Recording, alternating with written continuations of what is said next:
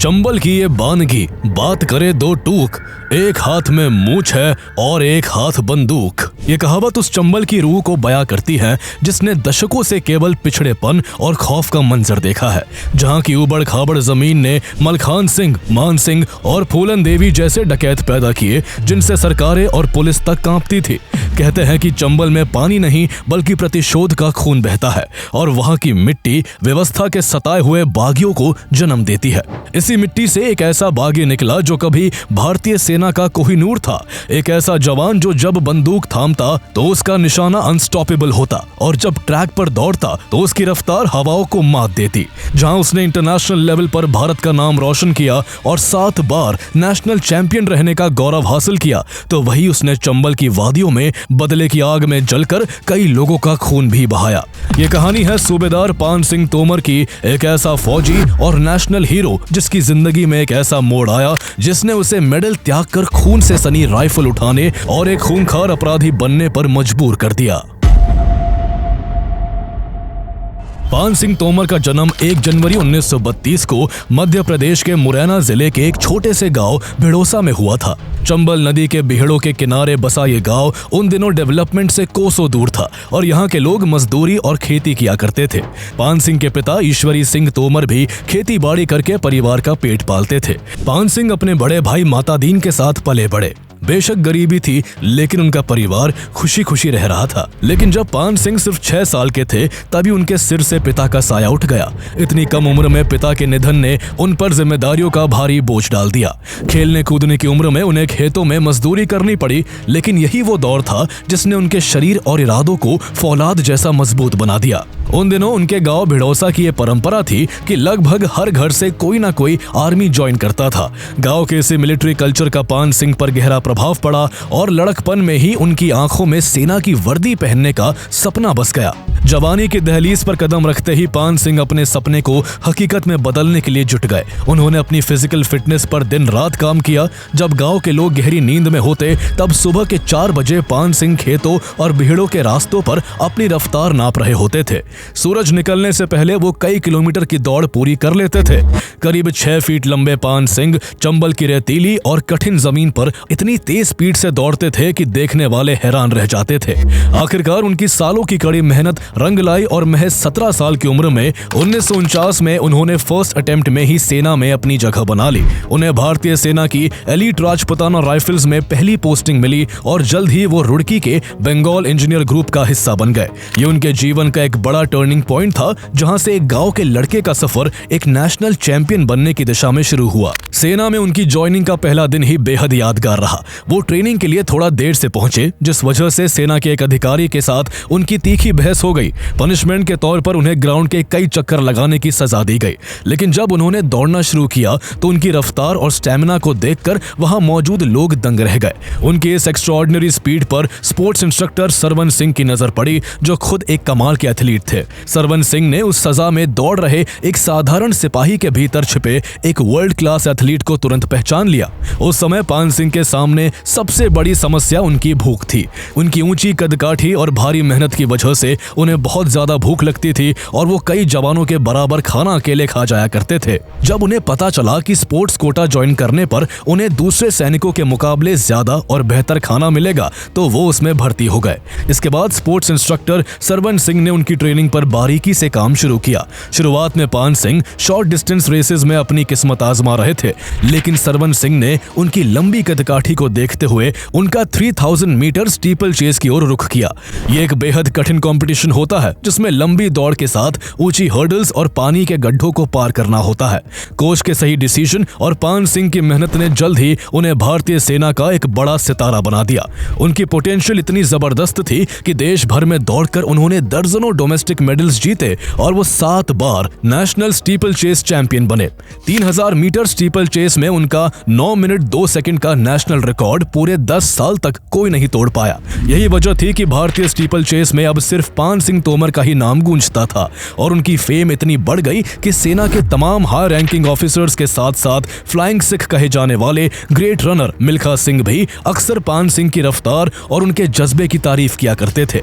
खेल के मैदान में उनकी इन यूनिक अचीवमेंट्स और सेना के प्रति उनके डेडिकेशन को देखते हुए उन्हें प्रमोशन मिला और वो सूबेदार के पद तक पहुंच गए। साल 1958 में पान सिंह तोमर को जापान की कैपिटल टोक्यो में ऑर्गेनाइज हुए एशियन गेम्स में 3000 मीटर स्टीपल चेस इवेंट में भारत को रिप्रेजेंट करने का मौका मिला। उस समय पान सिंह की फॉर्म इतनी बेहतरीन थी कि एक्सपर्ट्स का मानना था कि उनके लेवल का कोई दूसरा खिलाड़ी पूरी दुनिया में मौजूद नहीं है।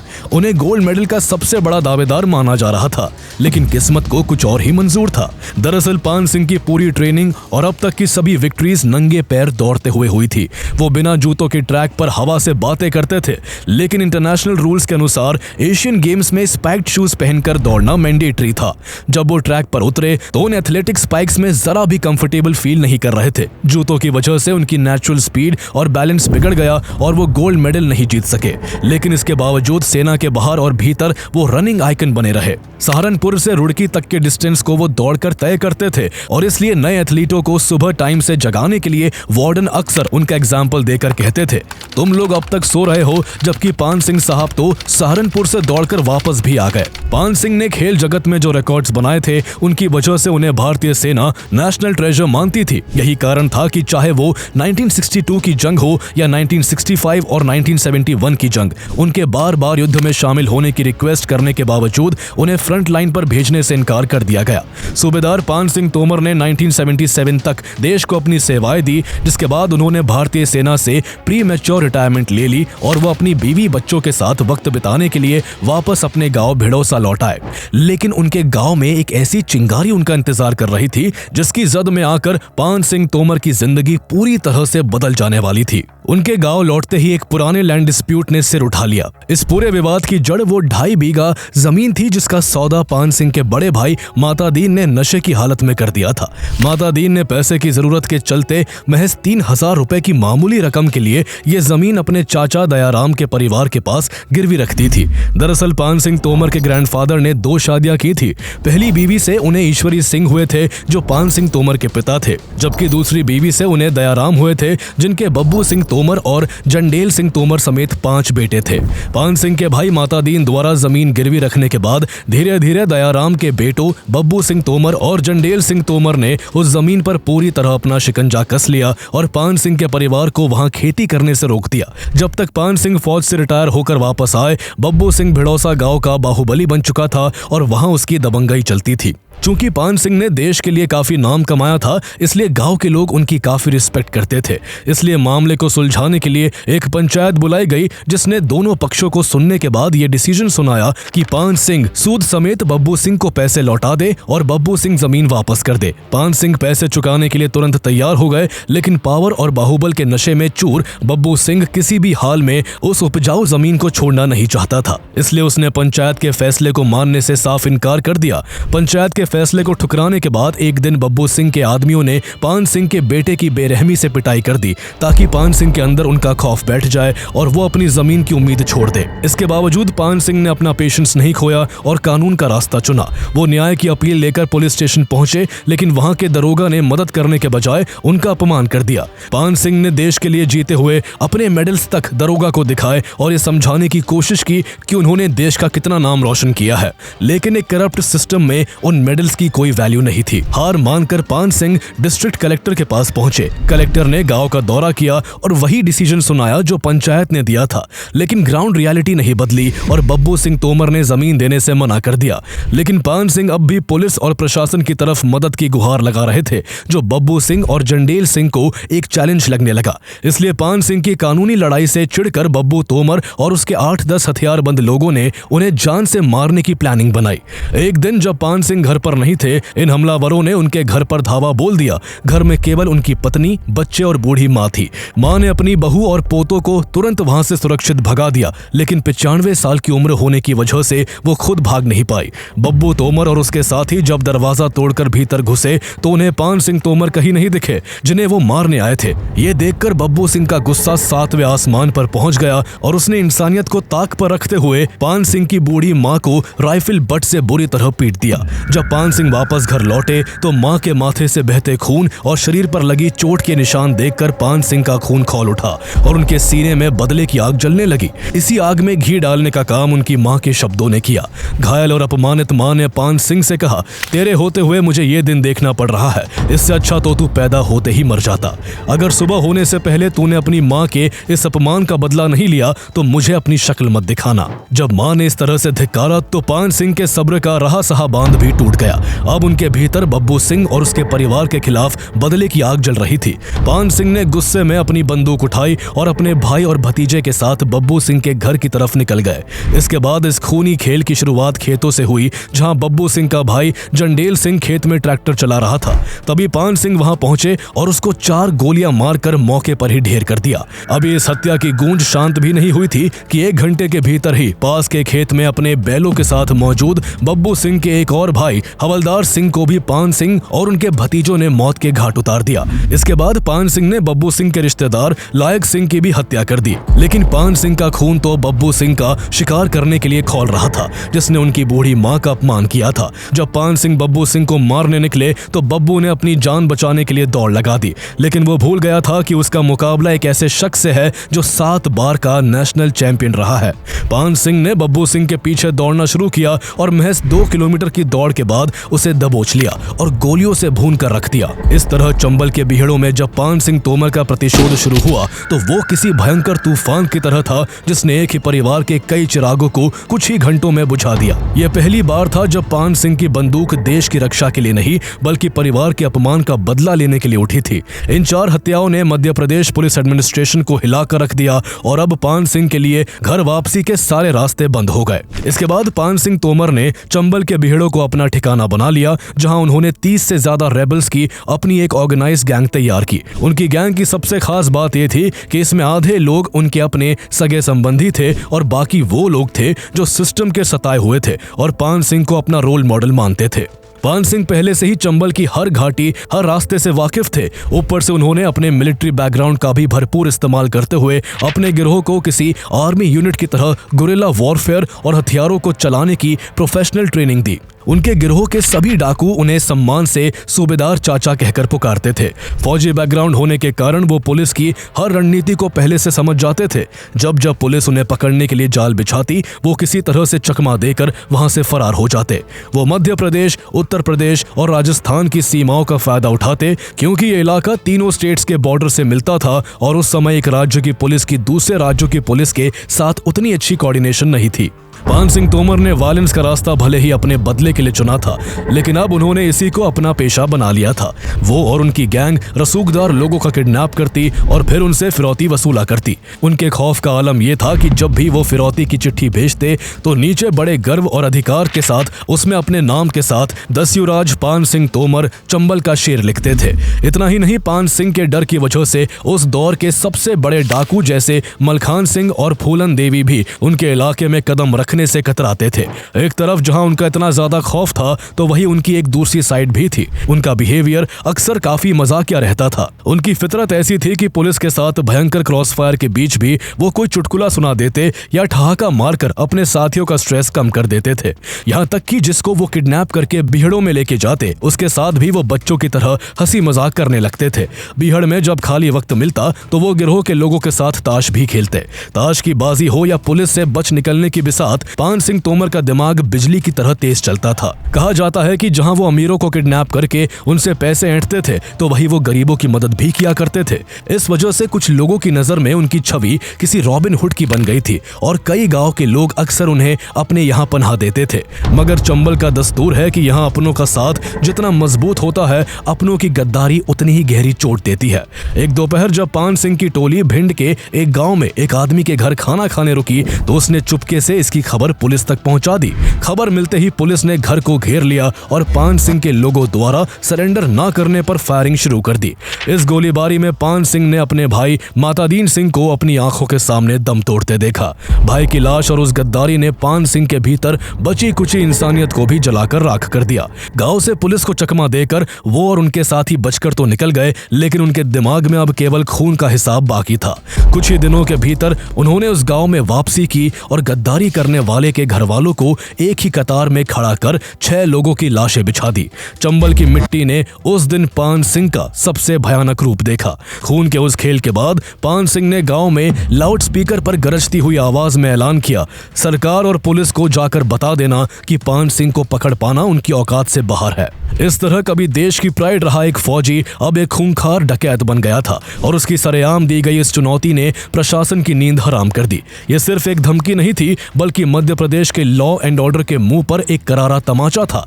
उस समय मध्य प्रदेश के मुख्यमंत्री अर्जुन सिंह थे और पान सिंह तोमर के आतंक ने पुलिस के साथ साथ उनकी भी नींद हराम कर दी थी। विपक्षी दलों ने सरकार को डरपोक कहना शुरू कर दिया था। अब दिल्ली तक इस घटना की गूंज सुनाई देने लगी थी और मुख्यमंत्री अर्जुन सिंह की चौतरफा फजीहत हो रही थी। इन सबसे मुख्यमंत्री इतने आहत थे कि उन्होंने खुले तौर पर कहा कि जब तक पान सिंह का खात्मा नहीं होता मैं दिवाली के दिए नहीं जलाऊंगा।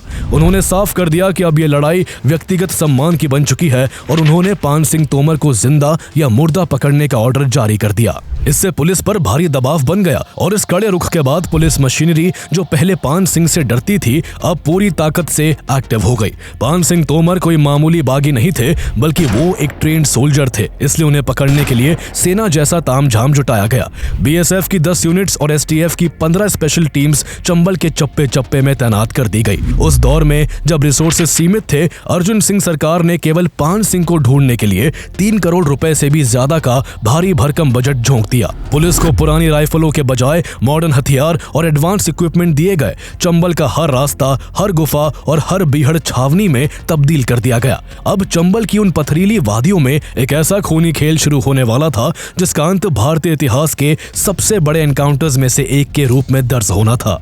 उन्हें खत्म करने की जिम्मेदारी एसएसपी विजय रमन और डीएसपी एमपी सिंह के कंधों पर थी। पान सिंह को केवल ताकत के दम पर नहीं, बल्कि सूझबूझ और मुखबिरी के जाल से ही मात दी जा सकती थी। इसलिए एसएसपी रमन ने चंबल के गांवों में जाकर एक बड़ा दाव खेला। उन्होंने ऐलान किया कि जो भी पान सिंह की पुख्ता खबर देगा, सरकार उसे न केवल रिवॉर्ड देगी बल्कि गवर्नमेंट जॉब भी मुहैया कराएगी। गरीबी और अभाव में जी रहे लोगों के लिए ये एक बड़ा लालच था और इसलिए धीरे धीरे लोग पुलिस से पान सिंह की मुखबरी करने लगे। इसी मुखबरी और इन्वेस्टिगेशन के चलते पुलिस को पता चला कि पान सिंह तोमर अक्सर अपनी गैंग के साथ रठिया का पूरा गांव में आकर रुकते हैं। अब पुलिस उस अपॉर्चुनिटी का इंतजार कर रही थी जब पान सिंह वापस उस गाँव में आए। काफी समय गुजरने के बाद आखिरकार 1 अक्टूबर 1981 को पुलिस को एक मुखबिर के जरिए सटीक इंटेलिजेंस मिली कि पान सिंह अपने 18 वफादार साथियों के रठिया का पूरा गांव में डेरा डाले हुए हैं। पुलिस के पास अब लोकेशन तो थी, लेकिन वो फौरन हमला नहीं कर सकती थी क्योंकि सरकार का सख्त ऑर्डर था कि ऐसे ऑपरेशन में पुलिस बल की संख्या डकैतों से कम 10 गुना ज्यादा होनी चाहिए। इंटेलिजेंस के मुताबिक पान सिंह के गिरोह के 18 लोग गांव में मौजूद थे, जिसके लिए करीब 180 जवानों की जरूरत थी। पुलिस के सामने एक बड़ा चैलेंज था कि इतनी बड़ी संख्या में जवानों को तुरंत कहां से जुटाया जाए, क्योंकि देरी होने पर गिरोह वहां से निकल सकता था और पूरा प्लान फेल हो जाता। स्थिति की गंभीरता को देखते हुए पुलिस ने बिना एक पल गवाए 1 अक्टूबर 1981 को अपने 118 जवानों के साथ ही उस गांव की घेराबंदी कर दी। शाम के करीब 5 बज रहे थे और पान सिंह एक घर के अंदर चटाई पर लेटे हुए थे। उनके पास एक मेगाफोन और एक लोडेड .303 राइफल रखी हुई थी। तभी उनके भतीजे बलवंत ने दौड़ते हुए आकर कहा, चाचा कुत्ते आ गए हैं। दरअसल वो यहाँ पुलिस वालों को कुत्ता कहकर बुला रहा था। इस दौरान इस ऑपरेशन को गोहद थाने के circle inspector Mahendra Pratap Singh Chauhan lead कर रहे थे। घेराबंदी भांपते ही पान सिंह ने भागने की कोशिश शुरू कर दी, लेकिन इंस्पेक्टर महेंद्र प्रताप ने उनके इस प्लान को नाकाम कर दिया। कड़ी घेराबंदी की वजह से पान सिंह का गिरोह गांव में ही घिर गया और रात ढलने लगी। थोड़ी ही देर बाद ये घेराबंदी एक भीषण गोलीबारी में तब्दील हो गई। हर तरफ से गोलियां चल रही थी, लेकिन रात के अंधेरे में पुलिस को ये नहीं पता लग पा रहा था कि पान सिंह किस घर के अंदर छिपकर वार कर रहे हैं। वो पान सिंह की एग्जैक्ट लोकेशन पता लगाने में लगे ही हुए थे कि तभी पान सिंह ने एक बड़ी गलती कर दी। पान सिंह अपने साथ हमेशा एक मेगाफोन रखते थे जिससे वो गांवों में अपने आने का अनाउंसमेंट किया करते थे। पान सिंह ने पुलिस को वार्निंग देने के लिए उसी का इस्तेमाल किया और चिल्लाकर कहा, ये सूबेदार पान सिंह तोमर की गैंग है, तुम सब मारे जाओगे। इस आवाज से पुलिस को उनकी पोजीशन पता चल गई। इसके बाद फायरिंग तेज हो गई और दोनों तरफ से रात भर गोलियों की ऐसी बौछार हुई कि पूरा बीहड़ दहल उठा। लगातार 12 घंटों तक चली मुठभेड़ के फाइनल स्टेजेस में पान सिंह बुरी तरह घायल हो गए। शरीर से बहते खून की वजह से उनका गला सूखने लगा और उन्होंने प्यास से तड़पते हुए पुलिस वालों से गुहार लगाते हुए कहा, मेरे भाई पुलिस वालों, क्या कोई मुझे पानी दे सकता है? क्या तुम में से कोई ठाकुर है? क्या तुम मुझे पानी पिला सकते हो? पान सिंह को ऐसे तड़पते देख एक पुलिसकर्मी ने ह्यूमैनिटी दिखाते हुए उन्हें पानी पिलाने की कोशिश की, लेकिन इंस्पेक्टर महेंद्र प्रताप ने उसे सख्ती से रोकते हुए कहा, पागल हो गए हो क्या? तुम मारे जाओगे। याद रखो, पुलिस की तरह डाकुओं की भी कोई कास्ट नहीं होती। इसके तुरंत बाद चौहान ने एक फेटल शॉट दागा जो सीधे जाकर पान सिंह को लगा और उनकी मौत हो गई। पान सिंह के साथ इस एनकाउंटर में उनकी गैंग के कुल 14 लोग मारे गए। इस साहस के लिए इंस्पेक्टर महेंद्र प्रताप सिंह को 1984 के रिपब्लिक डे के अवसर पर presidents police medal for gallantry से सम्मानित किया गया। इस तरह चंबल की मिट्टी से जन्मे एक फौजी, नेशनल रनर, बागी और डकैत पान सिंह तोमर का अंत हुआ। अगर जमीन के विवाद को पुलिस ईमानदारी से सुलझा देती और पान सिंह को समय पर न्याय मिल जाता तो शायद वो इस रास्ते पर कभी न आते। पान सिंह तोमर के बाद उनके बेटे ने भी भारतीय सेना में अपनी सेवाएं दी और सूबेदार बने। पान सिंह तोमर के बारे में दुनिया ने असल में तब जाना जब सालों बाद 2012 में बॉलीवुड डायरेक्टर तिग्मांशु धूलिया ने पान सिंह तोमर नाम से एक बायोग्राफिकल फिल्म बनाई। इसमें पान सिंह तोमर के किरदार को इरफान खान ने निभाया था और उनका डायलॉग बीहड़ में बागी होते हैं, डकैत मिलते हैं पार्लियामेंट में लोगों के जहन में बस गया। अगर आपको ये कहानी पसंद आई तो आपको फूलन देवी की कहानी भी जरूर जाननी चाहिए कि कैसे एक साधारण लड़की हालात के चलते बैंडेड क्वीन बनी और फिर सांसद तक बन गई। अगर आप फूलन देवी की पूरी कहानी जानना चाहते हैं तो उस वीडियो का लिंक आपको डिस्क्रिप्शन में मिल जाएगा।